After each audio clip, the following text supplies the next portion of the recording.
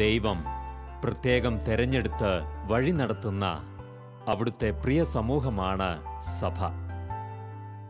ഓരോ കാലഘട്ടത്തിലും ആ സമൂഹത്തിന് ആവശ്യമായ ശുശ്രൂഷകരെ അവിടുന്ന് പ്രത്യേകമായി തെരഞ്ഞെടുത്ത് വളർത്തുന്നു. വിസ്മയനീയമാണ് ദൈവത്തിൻ്റെ തെരഞ്ഞെടുപ്പുകൾ. കാലത്തിനും ദേശത്തിനും അനുസൃതമായി തൻ്റെ സമൂഹത്തെ സ്വർഗരാജ്യത്തിലേക്ക് ആനയിക്കുവാൻ അവിടുന്ന് തൻ്റെ തെരഞ്ഞെടുക്കപ്പെട്ടവർക്ക് ശക്തി പകരുന്നു.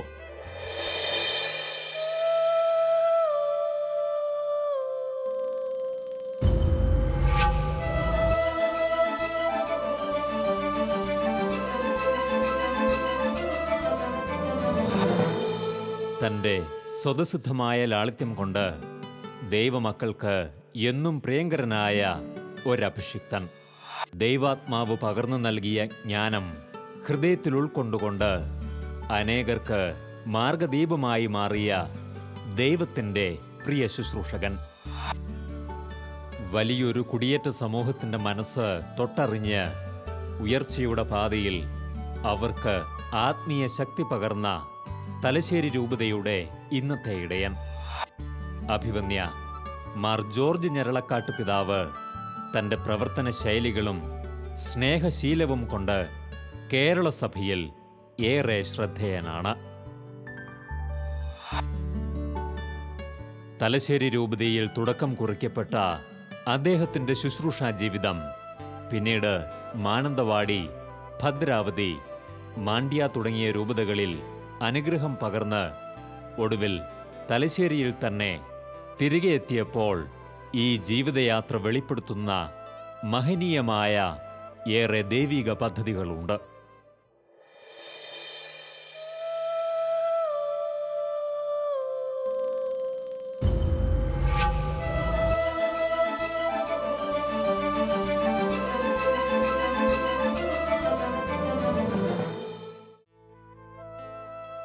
അഭിവന്യ പിതാവ് തൻ്റെ ജീവിത വഴികളിൽ നിന്നും തനിക്കുമേൽ ദൈവമനുഗ്രഹം ചൊരിഞ്ഞ തെരഞ്ഞെടുപ്പിനെക്കുറിച്ച് സംസാരിക്കുമ്പോൾ അത് വർണ്ണ്യാതീതമായ ദൈവിക കരുണയുടെ സാക്ഷ്യം കൂടിയാണ്.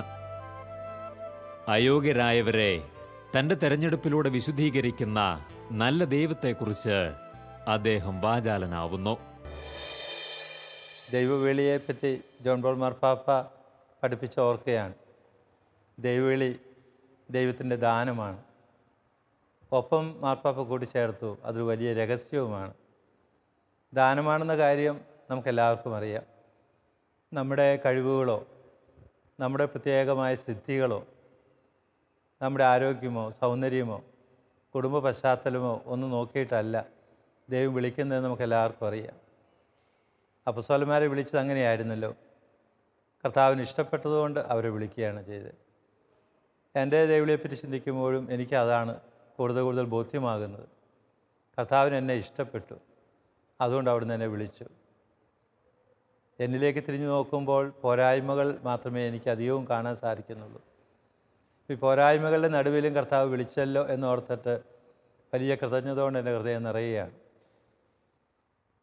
പരിശുദ്ധ പിതാവ് പറയുകയുണ്ടായി, ദൈവവിളി ഒരു വലിയ രഹസ്യമാണ്, ഒരു മിസ്റ്ററിയാണെന്ന് അദ്ദേഹം പറഞ്ഞത്. 1997 ജോൺ പോൾ മാർപ്പാപ്പയുടെ ഗോൾഡൻ ജൂബിലി, സുവർണ പൗരോഹിത്യത്തിൻ്റെ സുവർണ ജൂബിലി കൊണ്ടാടിയപ്പോഴാണ് അദ്ദേഹം ഇത് പറഞ്ഞത്. പിതാവ് പറയുകയുണ്ടായി, സെമിനാരിയിലും യൂണിവേഴ്സിറ്റിയിലൊക്കെ പഠിച്ചിരുന്ന കാലത്തിൽ വേണ്ടത്ര പഠിച്ച് ആലോചിച്ച ശേഷമാണ് പൗരോഹിത്യം സ്വീകരിക്കുന്നത്. പക്ഷേ 50 വർഷങ്ങൾ പിന്നിട്ടപ്പോൾ അന്ന് നേടിയെടുത്തതിനേക്കാൾ കൂടുതൽ അറിവുകൾ ലഭിക്കാനിടയായി. കൂടുതൽ കാര്യങ്ങൾ ദൈവം വെളിപ്പെടുത്തുകയുണ്ടായെന്ന് പറഞ്ഞു. ഒട്ടും പ്രതീക്ഷിക്കാത്ത മേഖലകളിലൂടെ എല്ലാം ദൈവം കൊണ്ടുപോയത് ഓർക്കുകയാണ്. അപ്പോൾ ഒരു വലിയ രഹസ്യമായിരുന്നു.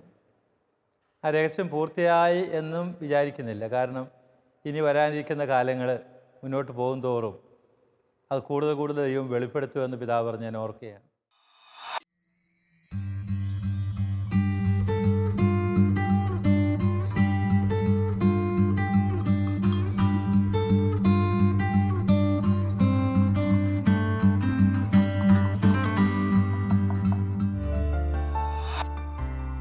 അഭിവന്യ ജോർജ് ഞരളക്കാട്ട് പിതാവ് തൻ്റെ ദൈവവിളിയുടെ പശ്ചാത്തലത്തെക്കുറിച്ച് ചിന്തിക്കുമ്പോൾ അവിടെ വ്യക്തമാകുന്ന ഒരനുഗ്രഹീത കുടുംബത്തിൻ്റെ മിഴിവാർന്ന ചിത്രമുണ്ട്.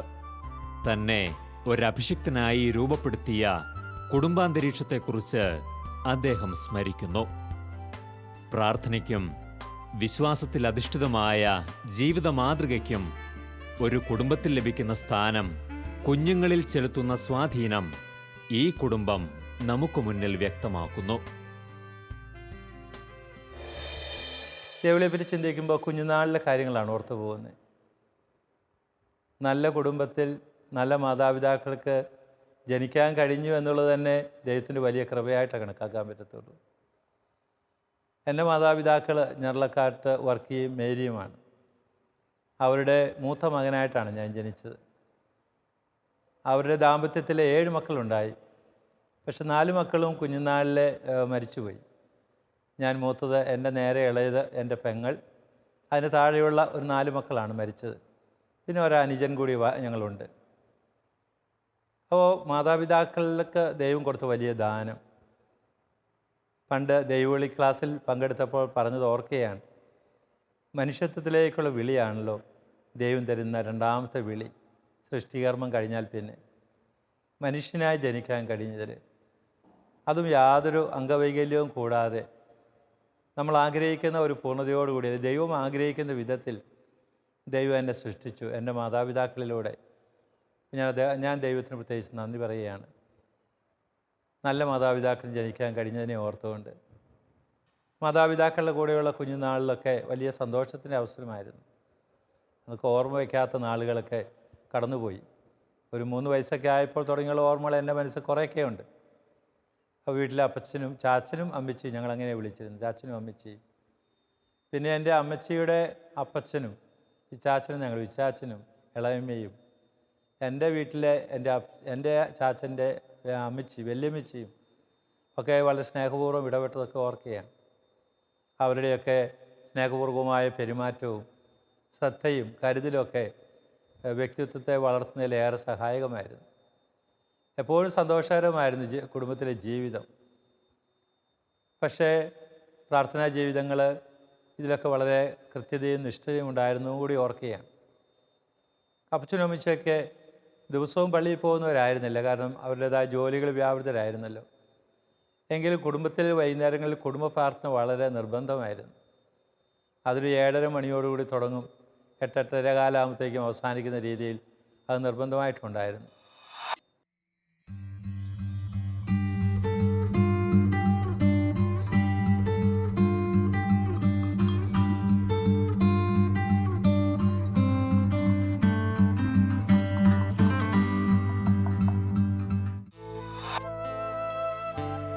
അഭിമന്യ പിതാവിൻ്റെ ജീവിതവീഥികൾ നമുക്ക് മുന്നിൽ വ്യക്തതയോടെ വെളിപ്പെടുത്തുന്ന ഏറെ ചിത്രങ്ങളുണ്ട്. ബാല്യകാലത്ത് ഒരു വ്യക്തി കടന്നുപോകുന്ന സാഹചര്യങ്ങളിലെല്ലാം കരുണാപൂർവം ഇടപെടുന്ന ഒരു നല്ല ദൈവത്തെ നാം അവിടെ കാണുന്നു. തൻ്റെ പ്രാഥമിക വിദ്യാഭ്യാസ കാലത്ത് കണ്ടുമുട്ടിയ ഏറെ വ്യക്തിത്വങ്ങളെ അഭിമന്യ പിതാവ് സ്മരിക്കുമ്പോൾ തനിക്ക് പ്രിയങ്കരനായ ഒരു ശുശ്രൂഷകനെ ഒരുക്കിയെടുക്കുവാൻ ദൈവം നിയോഗിച്ച അനേകരെ നാം തിരിച്ചറിയുന്നു. 1-ാം ക്ലാസ് മുതൽ 5-ാം ക്ലാസ് വരെയുള്ള LP സ്കൂളിൽ പറഞ്ഞു. കാരണം അന്ന് അങ്ങനെയായിരുന്നു അതിൻ്റെ പഠിപ്പിക്കൽ. ആ കാലഘട്ടം എന്നെ ഏറെ സ്വാധീനിച്ചിട്ടുണ്ട്. നല്ല അധ്യാപകർ. 1-ാം ക്ലാസ്സിൽ പഠിപ്പിച്ച ഗോവിന്ദപിള്ള സാറിനെയൊക്കെ ഇപ്പോൾ ഓർക്കുകയാണ്. 2-ാം ക്ലാസ്സിലെ സിസ്റ്റർ ആൽബർട്ടീനയായിരുന്നു. പേരൊന്നും ഞങ്ങൾക്ക് അറിഞ്ഞുകൂടാ. പേര് പിന്നെ 10-20 കൊല്ലം കഴിഞ്ഞ പേരൊക്കെ പഠിച്ചെടുത്ത്. ഞങ്ങൾ വിളിച്ച പേരൊക്കെ ഉണ്ട്, അതിപ്പോൾ പറയുന്നത് ശരിയല്ലല്ലോ. സിസ്റ്ററെ വളരെയേറെ സ്വാധീനിച്ചിട്ടുണ്ട് ഞങ്ങളിലുള്ള കഴിവുകൾ കണ്ടെത്താനും പ്രോത്സാഹിപ്പിക്കാനും. ഞങ്ങൾ ചെറിയ കാര്യങ്ങളൊക്കെ ചെയ്യുമ്പോൾ സമ്മാനങ്ങൾ തന്നതൊക്കെ ഇപ്പോഴും ഓർത്തിരിക്കുകയാണ്. ഏറെ സ്വാധീനിച്ച വ്യക്തിത്വമായിരുന്നു അന്ന് ഞങ്ങളുടെ ഹെഡ് മിസ്ട്രസ് ആയിരുന്ന സിസ്റ്റർ പാസ്കൽ. വളരെ ചുരുയുറുപ്പോടുകൂടി ഓടി നടക്കുന്ന, ഞങ്ങളെയൊക്കെ വളരെ സ്നേഹിക്കുന്ന, അതേസമയത്ത് വളരെ ഡിസിപ്ലിൻഡ് ആയിട്ടുള്ള ഒരു വ്യക്തിത്വമായിരുന്നു സിസ്റ്റർ പാസ്കലിൻ്റേത്. ആൽബർട്ടിനാമയും പാസ്കലമ്മയൊക്കെ ദൈവസ്നേഹത്തെപ്പറ്റിയും ദൈവത്തെപ്പറ്റിയും നല്ല മക്കളായി ജീവിക്കേണ്ട കാര്യത്തെപ്പറ്റിയൊക്കെ ഞങ്ങൾ പറഞ്ഞു തന്നെ ഞങ്ങൾ ഓർക്കുകയാണ്. മാത്രമല്ല കോൺവെൻറ്റിലെ ചാപ്പലിലൊക്കെ ഞങ്ങളെ കൂട്ടിക്കൊണ്ടുപോയി പ്രാർത്ഥിക്കുന്നതും നല്ല കാര്യങ്ങൾ പറഞ്ഞു തരുന്നതും നല്ല വ്യക്തിത്വവും നല്ല സ്വഭാവമുള്ളവരായിട്ട് ജീവിക്കണമെന്നൊക്കെ പറഞ്ഞ് ഓർക്കുകയാണ്. മൂല്യങ്ങൾക്കൊക്കെ വലിയ പ്രാധാന്യം അവർ കൊടുത്തിരുന്നു.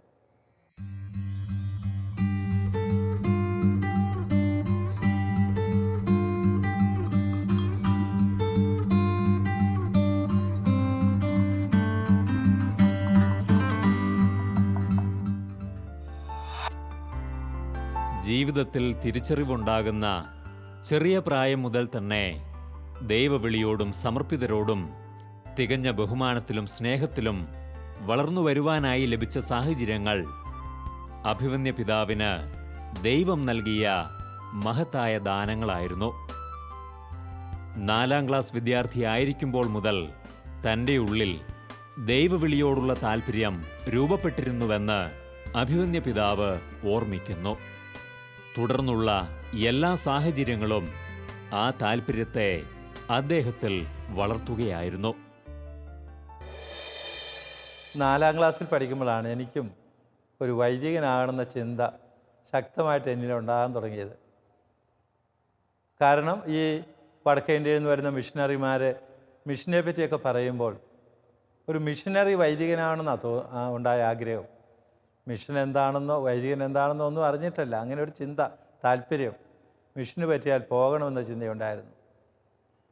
ഞാൻ ഓർക്കുകയാണ്, 3-ാം ക്ലാസ് പരീക്ഷ കഴിഞ്ഞ് റിസൾട്ടൊക്കെ വന്ന് ജയിച്ച് 4-ാം ക്ലാസ്സിലേക്ക് പ്രവേശിച്ചപ്പോൾ ഞങ്ങൾ കുറേ കുട്ടികൾ ഒരുമിച്ച് കൂടി ഞങ്ങൾ പറഞ്ഞു നമുക്ക് കൊച്ചച്ഛൻ്റെ അടുത്ത് പോകണം. അന്ന് ഞങ്ങൾക്ക് കൊച്ചച്ഛനായിരുന്നത് മരിച്ചുപോയൊരു പച്ചയിലച്ഛനാണ്, ജോർജ് പച്ചയിൽ എന്ന് പറയായിരുന്നു. ഞങ്ങൾ അച്ഛൻ്റെ പക്കൽ ചെന്ന് പറഞ്ഞു, അച്ഛൻ ഞങ്ങളെയും കുർബാനയ്ക്ക് കൂടാൻ പഠിപ്പിക്കണം, ഞങ്ങളെയും ചേർക്കണം. അപ്പോൾ അച്ഛൻ പറഞ്ഞു, വലിയച്ഛൻ ഭയങ്കര കർശനമായിട്ട് പറഞ്ഞിട്ടുണ്ട്, സുറിയാനി കുർബാന അത് ശരിക്കും പഠിച്ച് കാണാപ്പാടം ചൊല്ലി കേൾപ്പിച്ചെങ്കിൽ മാത്രമേ കുർബാനയ്ക്ക് കൂടാൻ സമ്മതിക്കുകയുള്ളൂ. നിങ്ങളതിന് തയ്യാറാണെന്ന് ചോദിച്ചു. ഓ, ഞങ്ങൾ പറഞ്ഞു ഞങ്ങളതിന് തയ്യാറാണെന്ന് പറഞ്ഞു. അച്ഛൻ ഞങ്ങൾക്ക് കുർബാന പുസ്തകമൊക്കെ തന്നു വിട്ടു. അന്നത്തെ സുറിയാനിയിലായിരുന്നു കുർബാനയെങ്കിലും അത് മലയാളത്തിൽ എഴുതിയിട്ടുണ്ട്. അപ്പോൾ ഞങ്ങളെല്ലാവരും തന്നെ പോയിരുന്നു, അതെല്ലാം പഠിച്ചു ബൈഹാർട്ട് കൊച്ചച്ഛനെ വന്ന് ചൊല്ലി കേൾപ്പിച്ചു. കൊച്ചച്ഛൻ ഞങ്ങളെ വെല്ലിച്ചിനടുത്ത് കൊണ്ടുപോയി പരിചയപ്പെടുത്തി. വെല്ലിച്ചൻ അങ്ങനെ ഞങ്ങളെ വിശുദ്ധ കുർബാനയിൽ സഹായിക്കാൻ ഞങ്ങളെ ഏൽപ്പിക്കുന്ന ഓർക്കുകയാണ്. അതൊക്കെ വലിയ സന്തോഷകരമായ അവസരമായിരുന്നു. കുർബാനയ്ക്ക് കൂടാൻ പറ്റിയ വലിയ സ്ഥാനം കിട്ടിയ പോലെയാണ്. ഉടുപ്പൊക്കെ ഇട്ട് മറ്റും പോയി നിൽക്കുമ്പോൾ മറ്റുള്ളവരുടെ മുമ്പിലൊക്കെ നിൽക്കുമ്പോൾ വലിയൊരു അഹങ്കാരമൊക്കെ തോന്നിയിട്ടുണ്ട്. കാരണം അവരെക്കാൾ മെച്ചപ്പെട്ടവരാണല്ലോ, ആൾക്കാരുടെ അടുത്ത് നിൽക്കാൻ പറ്റുമല്ലോ, ഈശോയുടെ അടുത്ത് നിൽക്കാൻ സാധിക്കുമെന്നുള്ള ചിന്തയൊക്കെ. പക്ഷെ അതൊക്കെ അറിഞ്ഞും അറിയാതെയും എൻ്റെ ദൈവവിളിയെ പ്രോത്സാഹിപ്പിച്ചിട്ടുണ്ട്, പ്രേരിപ്പിച്ചിട്ടുണ്ട്. അപ്പോൾ മനസ്സിൽ കുറിച്ചിട്ട് ഒരു വൈദികനാകണം, അതും ഒരു മിഷണറി വൈദികനാണെന്ന് തന്നെയാണ് തീരുമാനിച്ചത്.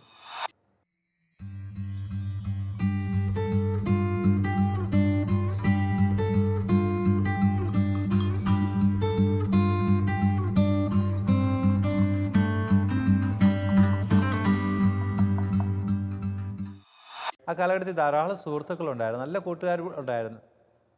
ഞാൻ ഓർക്കുകയാണ് ഇപ്പോഴും എൻ്റെ ക്ലാസ്സിലെ ഞാൻ NV ജോർജ് ആയിരുന്നു, ഞർലക്കാട്ട് വർക്കി. MV ജോർജ് ഉണ്ടായിരുന്നു, മാളിയേക്കൽ വർക്കി ജോർജ് ഉണ്ടായിരുന്നു. പരീക്ഷയുടെ റിസൾട്ട് വന്നപ്പോൾ ഒരു തവണ അവൻ വന്നിച്ച് പറഞ്ഞു, എടാ നിൻ്റെ പേരില്ല, ഞാനേ ജയിച്ചുള്ളൂ, നീ തോറ്റുപോയെന്ന് എന്നോട് പറഞ്ഞു 4-ാം ക്ലാസ്സിൽ. എനിക്ക് ഭയങ്കര സങ്കടം തോന്നി. ഞങ്ങൾ പോയി നോക്കിയപ്പോൾ ഞാനാ ജയിച്ചിരിക്കുന്ന, അവൻ തോറ്റുപോയായിരുന്നു ശരിക്കും. അപ്പോൾ ഞങ്ങൾ സിസ്റ്ററിൻ്റെ അടുക്കൽ ചെല്ലുന്നു, പറയുന്നു, സിസ്റ്റർ ഞങ്ങളെ ആശ്വസിപ്പിക്കുന്നതൊക്കെ ഓർക്കുകയാണ്. ആ ജോർജിൻ്റെ ചേട്ടനൊരു അച്ഛനായിരുന്നു, അവൻ ഞങ്ങളെക്കാൾ മൂത്തതായിരുന്നു, സെമിനാറിലൊക്കെ പോയി ഞങ്ങൾ ഓർക്കുകയാണ്. അപ്പോൾ അങ്ങനെ ആ ജോർജും കൂട്ടുകാരൻ, അവൻ്റെ അച്ഛൻ, അവൻ്റെ ചേട്ടൻ അബ്രാഹം എന്ന പേര്, അബ്രാഹം ഒക്കെ മിഷന് വേണ്ടി വൈദ്യനായി പോയെന്ന് പറഞ്ഞപ്പോൾ ഞങ്ങളുടെ താല്പര്യം ഒന്നുകൂടി വർദ്ധിച്ച് ഓർക്കുകയാണ്. അങ്ങനെ പടിപടിയായിട്ട് എന്നിൽ ഒരു വൈദികനാണെന്ന ചിന്ത ഇങ്ങനെ രൂഢമൂലമായി.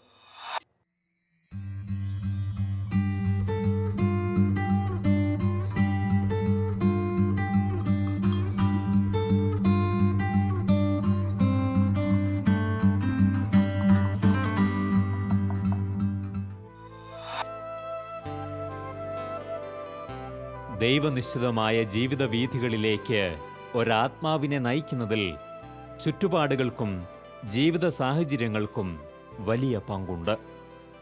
അഭിമന്യ പിതാവ് തനിക്ക് ദൈവം കനിഞ്ഞു നൽകിയ എല്ലാ അവസരങ്ങളും ദൈവസ്നേഹത്തിൽ വളർത്തുവാൻ സഹായകമായി എന്ന് ഓർമ്മിക്കുന്നു. മിഷൻ ലീഗ്, അൾത്താര ബാലസംഘം തുടങ്ങി അദ്ദേഹത്തെ ആത്മീയ ബോധ്യങ്ങളിൽ വളർത്തിയ ഘടകങ്ങൾ ഏറെയായിരുന്നു.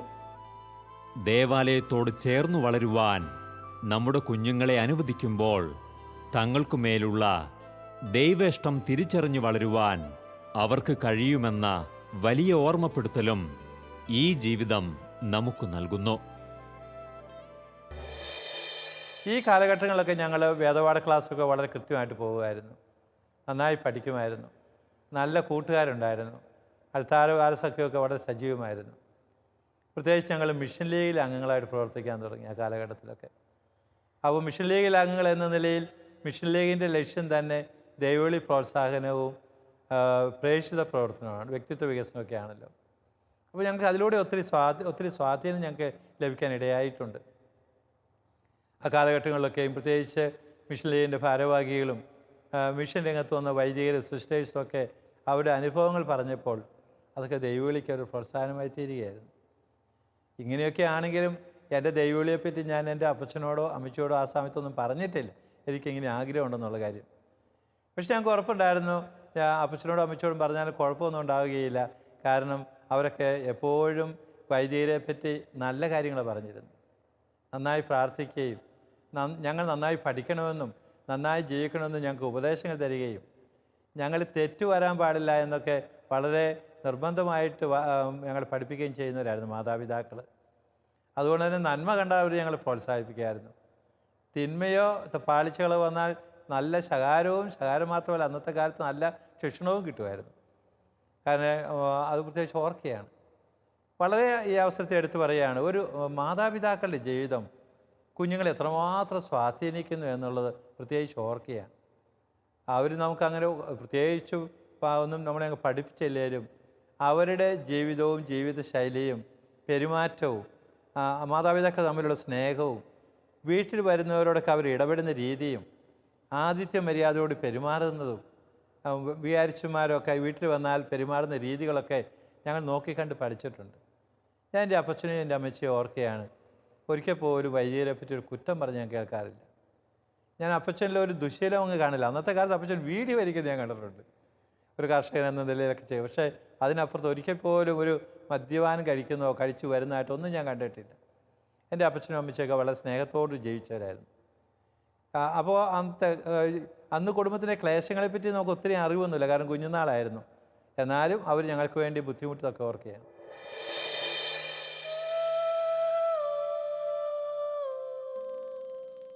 എൻ്റെ ആദ്യ കുർബാന സ്വീകരണമൊക്കെ ഞാൻ ഇപ്പോൾ ഓർത്തിരിക്കുന്നുണ്ട്. അന്നൊക്കെ സാമ്പത്തികമായ ബുദ്ധിമുട്ടുകളൊക്കെ ഉണ്ടായിരുന്നെങ്കിൽ അതെല്ലാം മനോഹരമായിട്ട് അവർ നടത്തി തന്നൊക്കെ ഓർക്കുകയാണ്. അപ്പോൾ അങ്ങനെ കൊച്ചു ഉപദേശങ്ങൾ ആദ്യ കുർബാന സ്വീകരണത്തിന് ഒരുക്കിയ സിസ്റ്റർ ഞങ്ങൾക്ക് നല്ലവരായി ജീവിക്കണമെന്നും വിശുദ്ധി ജീവിക്കേണ്ട കാര്യത്തെപ്പറ്റിയും ഈശോയോട് ചേർന്ന് ജീവിക്കേണ്ട കാര്യത്തെപ്പറ്റിയൊക്കെ പറഞ്ഞു തന്നത് ഇപ്പോഴും മനസ്സിൽ ഓർമ്മയിൽ വരുന്നുണ്ട്. അതൊക്കെ തീർച്ചയായിട്ടും ദൈവവിളിക്ക് ഒരു പ്രോത്സാഹനമായിരുന്നു. ഒപ്പം നല്ല വൈദികരെ പറ്റിയും നല്ല പിതാക്കന്മാരെ പറ്റിയൊക്കെ പറയുമ്പോൾ അതൊക്കെ ഞങ്ങളുടെ മനസ്സിൽ തട്ടിയിട്ടുണ്ട്. പലപ്പോഴും ഈ 7ാം ക്ലാസ് വരെ പഠിക്കുന്ന കാലഘട്ടങ്ങളിൽ ഞങ്ങളുടെ ആരക്കോട് പള്ളിയിൽ മലയക്കുരിശ് പള്ളിയുണ്ട്. ഞങ്ങൾക്കൊരു കുരിശുപള്ളിയുണ്ട്, മലയക്കുരിശ് പള്ളി എന്നാണ് പറയുന്നത്. മലയക്കുരിശ് പള്ളിയിൽ സാധാരണ ഒത്തിരി നേർച്ചകൾ നടക്കാറുണ്ട്. അതിൽ വളരെ പ്രധാനപ്പെട്ട നേർച്ചയാണ് ഊട്ട് നേർച്ച. അന്നത്തെ കാലത്തുണ്ടായിരുന്നു, ഇപ്പോൾ അതൊക്കെ കുറവാണ്. ഊട്ട് നേർച്ച പറഞ്ഞാൽ 12 അപ്പസ്തോലന്മാരെ ഈശോയെയും ഓർത്ത് നടത്തുന്ന ഒരു ഊട്ട് നേർച്ചയാണ്.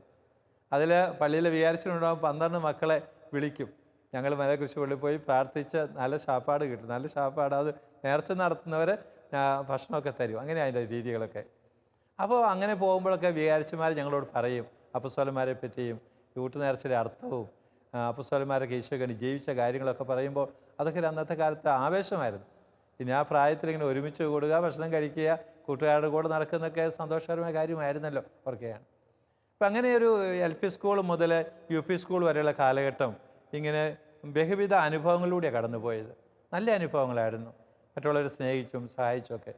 പിന്നെ ആ കൂട്ടത്തിൻ്റെ കൂടെ പ്രായത്തിൻ്റെതായ കുഴപ്പമൊക്കെ ഉണ്ടായിട്ടുണ്ട്. അത് തുറന്ന് പറയണല്ലേ അവസരത്തിൽ.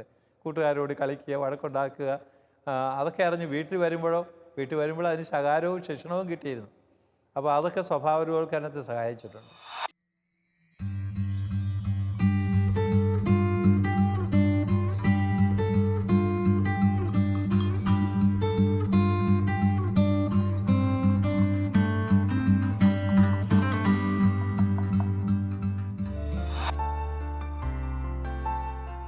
അഭിവന്യ ജോർജ് ഞരളക്കാട്ട് പിതാവിനെ ദൈവം ആഗ്രഹിച്ച ഒരു വ്യക്തിത്വമാക്കി വളർത്തിയ സാഹചര്യങ്ങൾ ഏറെയാണ്. അതിലൊന്നാണ് ഞരളക്കാട്ട് കുടുംബത്തിന്റെ മലബാറിലേക്കുള്ള കുടിയേറ്റം. 1960-ൽ 13 വയസ്സുകാരനായിരുന്ന അദ്ദേഹത്തിന് വ്യത്യസ്തങ്ങളായ ജീവിത സാഹചര്യങ്ങൾ പകർന്നു നൽകിയ ബോധ്യങ്ങൾ ഏറെയാണ്. ഇന്ന് ഏവർക്കും പ്രിയങ്കരനായ ഒരു ഇടയന്റെ സ്ഥാനത്തേക്ക് ദൈവം അദ്ദേഹത്തെ വളർത്തിയത് വിലയേറിയ ഏറെ അനുഭവ പാഠങ്ങളിലൂടെയും തിരിച്ചറിവുകളിലൂടെയുമാണ്. 7ാം ക്ലാസ്സിലെ പരീക്ഷ കഴിഞ്ഞത് 1960 മാർച്ച് 30-നാണ്. പരീക്ഷ കഴിഞ്ഞപ്പോഴത്തേക്കും ചാച്ച ഞങ്ങളോട് പറഞ്ഞു, സ്ഥലം വിറ്റ് കഴിഞ്ഞു, നമ്മൾ മാർച്ച് 30-ന് നമ്മൾ മലബാറിലേക്ക് പോകുമെന്ന് പറഞ്ഞു. പരീക്ഷ കഴിഞ്ഞാൽ അന്ന് തന്നെ ഉടനെ പോകും എന്ന് പറഞ്ഞു. ഞങ്ങൾക്കൊക്കെ അത്ര ആശങ്കകളായിരുന്നു, ഭയമുണ്ടായിരുന്നു, എന്താണെന്ന് അറിയാൻ പാടില്ല. ഞാനിപ്പോൾ ഓർക്കുകയാണ്, മാർച്ച് 30-ന് അവസാനത്തെ പരീക്ഷ ഒരു ഹിന്ദി പരീക്ഷയാണ്. അതിൻ്റെ തലേദിവസം എൻ്റെ അമ്മച്ചിയുടെ വീട് തൊടുപുഴയായിരുന്നു. ഞങ്ങളുടെ അമ്മച്ചി വീട്ടിൽ എല്ലാവരും കൂടെ ഒത്തുകൂടി, കാരണം യാത്ര പറഞ്ഞ് പിരിയാൻ വേണ്ടിയാണ്. എല്ലാവരും ഒത്തുകൂടി തലേദിവസം അവിടെ ഒരുമിച്ച് പ്രാർത്ഥന, ഒരുമിച്ച് ഭക്ഷണം കഴിച്ചു, എല്ലാവരും അങ്ങോട്ടും ഇങ്ങോട്ടും യാത്രയൊക്കെ പറഞ്ഞു. 30-ാം തീയതി അതിരാവിലെ എന്നെയും പെങ്ങളെയും ചാച്ചൻ വിളിച്ചിട്ട് പറഞ്ഞു, നിങ്ങളെ ഇവിടുന്ന് ബസ് കയറ്റി വിടും, നിങ്ങൾ ആരക്കട ചെന്ന് ഇറങ്ങി വീട്ടിൽ പോയി വീടൊക്കെ തുറന്ന് വസ്ത്രമൊക്കെ മാറി പരീക്ഷയ്ക്ക് പോകണം. അന്ന് അവസാനത്തെ പരീക്ഷയാണ്. ഞാനിപ്പോൾ ഓർക്കേണ്ട വലിയൊരു സംഭവം. അന്ന് അവിടുന്ന് പോന്നു, ഞാൻ ബസ്സിൽ കയറി ആരക്കട വന്ന് ഞങ്ങൾ ബസ് ഇറങ്ങി, കാരണം അവിടുന്ന് നേരിട്ട് വരുന്ന ബസ്സുണ്ട്. ബസ് ഇറങ്ങി ഞങ്ങൾ വീട്ടിൽ വന്നു, വീടൊക്കെ തുറന്നു, ഞങ്ങൾ വേഷമൊക്കെ മാറി സ്കൂളിൽ പോകാൻ ഒരുങ്ങി. ഞാനും എൻ്റെ പെങ്ങളുമുണ്ട്. അപ്പോൾ വേഷമൊക്കെ മാറി അന്നത്തെ കാലത്ത് ഇങ്ങനെ മുണ്ട് കൊടുക്കുന്ന സമയമാണ്. മുണ്ട് കൊടുത്ത് സാറിന് ബെൽറ്റ് കെട്ടാറുണ്ട്. ആ മുണ്ടൊക്കെ കൊടുത്ത് കഴിഞ്ഞപ്പോൾ സാറിന് ബെൽറ്റ് തൂക്കിയിരുന്ന ജനലിക്കലാണ്. അപ്പോൾ അവിടെ ചെന്ന് നോക്കുമ്പോൾ ബെൽറ്റ് കാണുന്നില്ല. സൂക്ഷിച്ച് നോക്കിയപ്പോൾ ആ ജനലയുടെ പടിയിൽ ഇങ്ങനെ ബെൽറ്റ് ചുരുണ്ട് കിടക്കുന്നുണ്ട്, അവിടെ താഴെ വീണിട്ട്. അത് എടുത്തു ചുറ്റി ഇങ്ങനെ കെട്ടാൻ തുടങ്ങിയപ്പോഴാണ് മനസ്സിലാകുന്നത് അത് ബെൽറ്റല്ലായിരുന്നു, അതൊരു പാമ്പായിരുന്നു. അതിങ്ങനെ കൈ കിടന്ന് പിടയ്ക്കുകയുണ്ടായി. അപ്പോഴാണ് നോക്കുമ്പോൾ പാമ്പ് വലിച്ചെറിഞ്ഞ് ഞാനും പെങ്ങളും വലിയ കാറിക്കൊണ്ട് കരഞ്ഞ് ജനലിൻ്റെക്ക് ചാടിക്കയറി. അവിടെ നിന്ന് ഒച്ചപ്പാടുണ്ടാക്കി, ബഹളം ഉണ്ടാക്കി. പേരപ്പൻ്റെ വീട് ഒരു 10-200 മീറ്റർ അകലെയായിരുന്നു. അവരൊക്കെ ഒച്ച കേട്ട് ഓടി വന്ന് ആ പാമ്പിനെ തല്ലിക്കൊന്നു. അത് നല്ലൊരു വളവളപ്പം പാമ്പായിരുന്നു. പാമ്പെന്ന് കേട്ടാൽ ഇപ്പോൾ പോലും എൻ്റെ പേടി മാറിയിട്ടില്ല, നേര് പറഞ്ഞാൽ. അപ്പം ഞാൻ ഓർക്കണം, പിന്നീട് ഞാൻ ചിന്തിച്ചപ്പോൾ ഞാൻ പാമ്പ് അങ്ങ് കടിച്ചിരുന്നെങ്കിൽ എന്നെ ഒരു പക്ഷേ നല്ല വിഷമുള്ള പാമ്പ് കടിച്ചിരുന്നെങ്കിലോ എന്താ വരുമെന്ന് നമുക്ക് അറിഞ്ഞുകൂടാ. അന്നത്തെ കാലത്തൊക്കെ ചികിത്സകൾ കുറവല്ലേ. ഞാനവിടെ കണ്ടത്, പിന്നീട് ചിന്തിക്കുമ്പോൾ ആ ദൈവത്തിൻ്റെ ഒരു പരിപാലനയാണ്. ദൈവം അവിടെ സംരക്ഷിക്കുകയായിരുന്നു. ഒരു കുഴപ്പവും വരാതെ എന്നെയും പെങ്ങളെയും കാത്തു സൂക്ഷിച്ചു. ഞങ്ങൾ ജനലിലേക്ക് ചാടി കയറിയെങ്കിലും അവിടെ നിന്നു. പിന്നെ ആ പേടിയോട് കൂടി പോയി തന്നെ പരീക്ഷയൊക്കെ നന്നായിട്ട് എഴുതി പരീക്ഷ എഴുതി തിരിച്ചു വന്നു. പിറ്റേ ദിവസമാണെന്ന് തോന്നുന്നു ഞങ്ങളെല്ലാവരും കൂടെ മലബാറിലേക്ക് പോരുകയാണ് ഓർക്ക് ചെയ്തത്.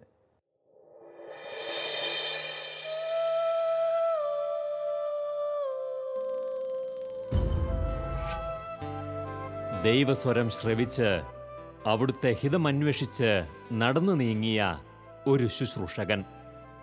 അദ്ദേഹത്തിൻ്റെ വഴികളിലെങ്ങും മിഴിവാർന്നു നിൽക്കുന്നത് ദൈവത്തിൻ്റെ കരസ്പർശമാണ്. മണ്ണിൽ വന്നു പിറന്ന ദൈവപുത്രന്റെ മുഖമുദ്രയായ വിനയവും ലാളിത്യവും ഹൃദയത്തിൽ സൂക്ഷിച്ചുകൊണ്ട് അനേകാത്മാക്കളെ ദൈവ തിരുസന്നിധിയിലേക്ക് ആനയിച്ചുകൊണ്ട് ഈ ഇടയൻ തൻ്റെ യാത്ര തുടരുന്നു. ഇനിയും അനേകായിരങ്ങളിൽ ദൈവസ്നേഹം നിറയ്ക്കുവാൻ ആ അഭിഷിക്ത കരങ്ങൾക്ക് ശക്തി ലഭിക്കുവാനായി നമുക്ക് പ്രാർത്ഥിക്കാം. അപ്പം ഇങ്ങനെ ഈ കാലഘട്ടങ്ങളിലൊക്കെയും എൻ്റെ മനസ്സിൻ്റെ ഉള്ളിൽ എൻ്റെ ദൈവവിളി ഇങ്ങനെ ഉറഞ്ഞുകൂടി കിടപ്പുണ്ട്. പക്ഷെ അതേ സമയത്ത് എനിക്ക് ഇച്ചിരി ടെൻഷനും ഉണ്ടായിരുന്നു, നേര് പറയുകയാണെങ്കിൽ. കാരണം ഞാൻ വീട്ടിലെ മൂത്ത ആളെന്ന നിലയിൽ വയനാട്ടിൽ വന്ന് ചാച്ചൻ്റെ ഈ തോട്ടത്തിൽ കിടന്ന് പണിയുന്നതും വയലിൽ പണിയുന്നതും ഒക്കെ ഞാൻ കാണാൻ. അപ്പം ഞങ്ങളും പോയി കൂടും. അപ്പോൾ ഞാൻ പലപ്പോഴും ചിന്തിച്ചു, ഞാൻ മൂത്ത മകൻ എന്ന നിലയിൽ മിക്കവാറും എന്നെ ഒരിടത്തും വിടാൻ സാധ്യതയില്ല. കാരണം ഈ അപ്പച്ചനെ സഹായിച്ച് ഞാൻ വീട്ടിൽ നിൽക്കേണ്ടി വരുമായിരിക്കും. കാരണം ഞാൻ എൻ്റെ ദൈവവിളിയെപ്പറ്റി അവരോട് തുറന്ന് പറഞ്ഞിട്ടില്ലല്ലോ അതുവരെയും. റെക്ടച്ചൻ ഞങ്ങളെ കഴിവുകളൊക്കെ കണ്ട് പ്രോത്സാഹിപ്പിക്കുന്നതും പ്രാർത്ഥിക്കാൻ പ്രേരിപ്പിക്കുന്നതൊക്കെ ഓർക്കുകയാണ്. രക്തച്ചൻ ഞങ്ങൾ 5:10 രാവിലെ ഉണർന്നുകൊണ്ടിരുന്നു. ഞങ്ങൾ 5:10 ഉണരുമ്പോൾ അച്ഛൻ പള്ളിയിലേക്ക് പോകും. ആ സമയത്ത് കൃത്യം. ഇപ്പോഴും തലശ്ശേരി മൈനർ സെമിനാരിയിലെ കിടക്കുന്ന സ്ഥലം പണ്ടത്തെ പോലെ തന്നെയാണ്.